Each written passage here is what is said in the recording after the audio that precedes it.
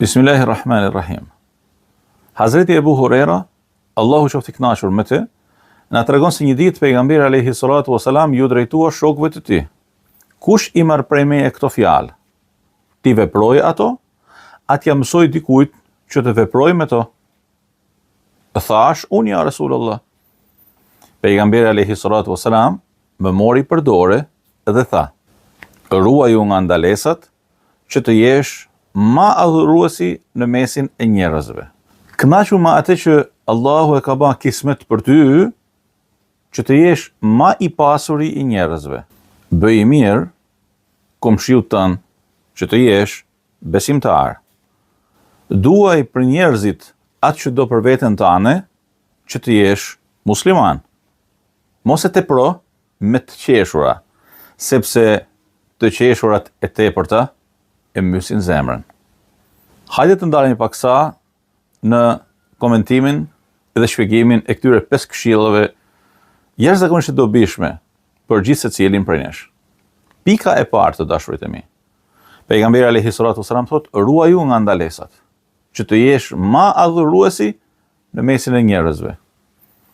Ndalu pak sa dhe pyete veten tane: a ke ba provë ndonjëherë me e marrë Kur'anin familart dhe një laps edhe një letër, një blok shënimesh, dhe më fillu me e lexu fjalën e Allahut Azza wa Jall dhe njëkohësisht me maj shënim?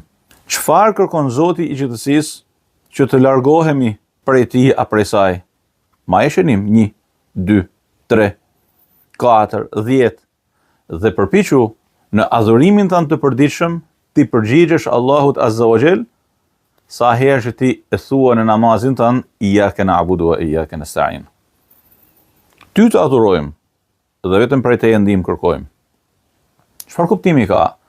Që në namazet e përditshme, me 10 herë brenda një namazi, pra aq sa ka rekate, 2 sunet, 2 farz, 4 herë vetëm në namazin e sabahut, 4 sunet, 4 farz, 2 akhir sunet, 10 herë vetëm në mesdit, 4 sunet, 4 farz, 8 herë në iqindi, 3 farz, 2 sunet, 5 herë në aksham, 4 sunet, 4 farz, 2 akhir sunet, 3 vitër, 13 herë vetëm në yatsi.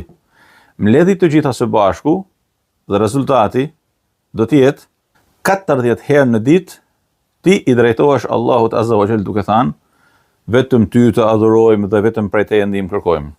Pa përmend namazet nafile, pa përmend duhan, pa përmend namazet e tjera, qiyamul lejl, tahajjud, 40 herë vetëm nga namazet ditore. Ti i drejtohesh Zotit tënd duke thënë: vetëm ty të adhurojmë.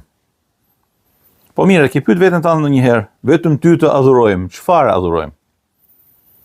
Allahu Azza wa Jall na lën shirkun. Vetëm ty të adhurojmë. Allahu Azza wa Jall na lën vetvrasjen, vetëm ty të adhurojmë. Allahu Azza wa Jall ndalon vjedhjen, vetëm ty të adhurojmë. Allahu Azza wa Jall ndalon kamaten, vetëm ty të adhurojmë. Allahu Azza wa Jall ndalon zinan, vetëm ty të adhurojmë. Allahu Azza wa Jall ndalon thashethemnajen, përfoljen, marrjen e tjetrit në përgoj, vetëm ty të adhurojmë. Iyyaka na'budu wa iyyaka nasta'in. Allahu Azza wa Jall ndalon mos respektimin e prindit. Iyyaka na'budu wa iyyaka nasta'in. Allahu Azza wa Jall ndalon dhe përmend pa fund ndalesa të shënuara në Kur'anin familart. Pejgamberi thotë: ruaju nga ndalesat, pra qëndro larg tyre. Alkooli, veset, tradhtia, grabitja, vese, ndalesa pa fund. Qëndro larg tyre që të jesh njeriu më adhurues. Gjanëm, si mund ta dëshmojë njeriu për katësinë e tij të besimit dhe të adhurimit, vetëse duke vepruar çfarë Allah subhanahu wa taala kërkon dhe duke u larguar nga ndalesat e tij. Pastaj thotë: të jesh i kënaqur me kismetin e Zotit tënd. Pra atë çfarë Zoti ka caktuar për ty, që të jesh më i pasuri i njerëzve. I ngrati njeri, rropatet sa në i këndej për të fitu. Ndalu pak sa. Ma e frymen. Ti a mendon se ky fitimi i tepërt ka me të bëjë me arrit në një gradë përtej asaj çfarë ka caktuar Zoti jot për ty? Ti do të më thuash, po pse të mos lodhem? Jo, me u lodh. Madje në ajetin e ditës së Xuma, që kemi ditë shumë të rëndësishme, dhe ditën e festës së javës, Allahu Azza wa Jall thot, kur të ketë kryer namazi, pra adhurimi dhe rituali i ditës së Xuma, fantashiru fil ard, përhapuni në tokë dhe kërkoni nga mirësitë e Allahut. Pra shkoni punoni,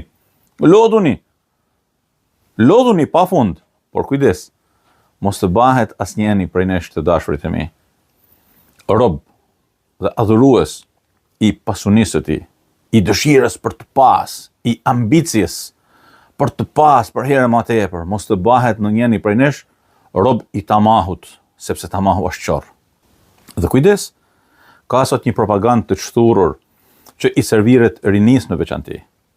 Sot në kushte kur njeriu ka për herë më shumë pasiguri për riskun e tij, si do të jetë jeta e tij, a do të ketë mundësi, a nuk do të ketë mundësi, çmime të larta, kërkesa të shumta, kërkesa në familje, kërkesa në shtëpi, kërkesa në shoqëni, kërkesa dhe njeriu sa vinë dhe i shtohen brengat dhe problemet e kësaj bote. I ngushtohet mundësia për të fituar atë që duhet. Atëherë del në pa thirrja e kobshme e kohëve moderne, që njeriu të punoj pak, por rrugëve të haramit. Sepse sikur se thonë, rrugët e haramit të sjellin fitime marramendse, bën diçka që nuk duhet, dhe ke fitime marramendse, kujdes. Harami është hajn. Harami është hajdut. Atë çfarë e fiton larg pëlqimit të Allahut, do të merret prej teje në mënyrë të papritur dhe do të hiqet së bashku me të bereqeti i jetës tane, harmonia në familjen tane, gëzimi në zemrën tane, do të jesh për herë i lëkundur, do të jetë për herë ajo çfarë ti han të pin, do të jetë e pabereqetshme. Nuk ka dritë, nuk ka gëzim, nuk ka ndonë se ti në pamje të parë ke gjithësinë.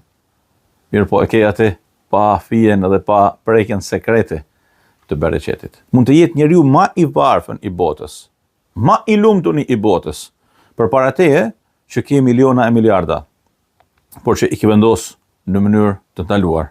Prandaj të kemi kujdes të dashurit e mi, të mos bahemi tamahqar, por të lodhemi, të punojmë, të kërkojmë, të sakrifikojmë, e të lutemi Allahut Azza wa Jall që të na bajnë për atyre që kënaqen me kismetin e Allahut Azza wa Jall. Pastaj tha, bëj mirë komshiut tënd që të jesh besimtar. Çfarë do të thotë? Do të thotë se besimi për te asaj çfarë fshihet në zemrën e gjithë secilit prej nesh. Besimi nëse nuk dëshmohet me vepra, është thjesht një pretendim bosh. Zemrën që kam unë nuk e ka njeri. Po ti je si sa gjysma ime në besim. Leni këto fjalë. Besimin dëshmoje me vepra pa fjalë. Besimin dëshmoje me veprime të përditshme. Ndihmoje komshin tan. Sillu mirë me komshin tan. Shko me komshin tan. Mos i bën keq komshisë tan.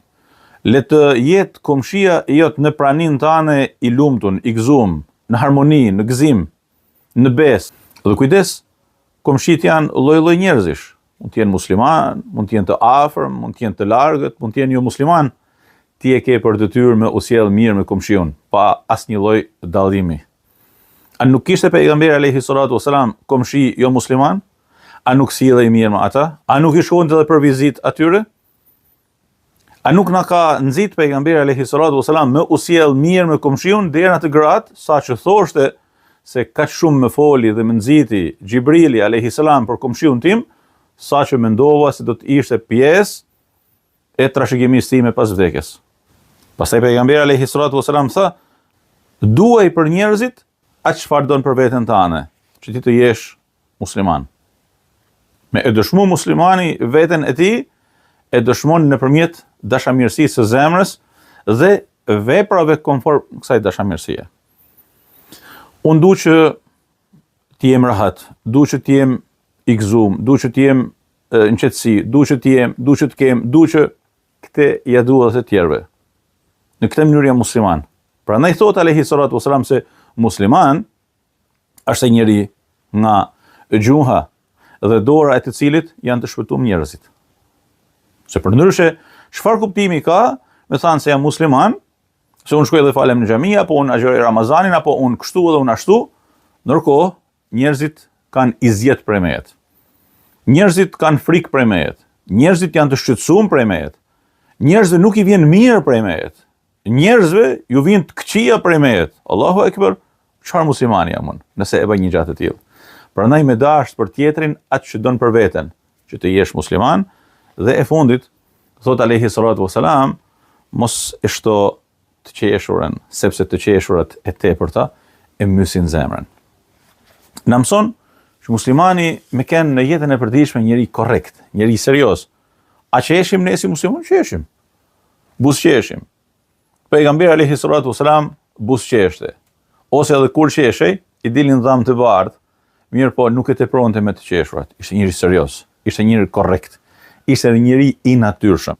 Muslimani është njëri që kujdeset për zemrën e tij, kujdeset për të jashtëmen e tij dhe vepron atë që është më e mira, duke ju lutur Allahut Azza wa Jall që të jetë prej të pranuarve.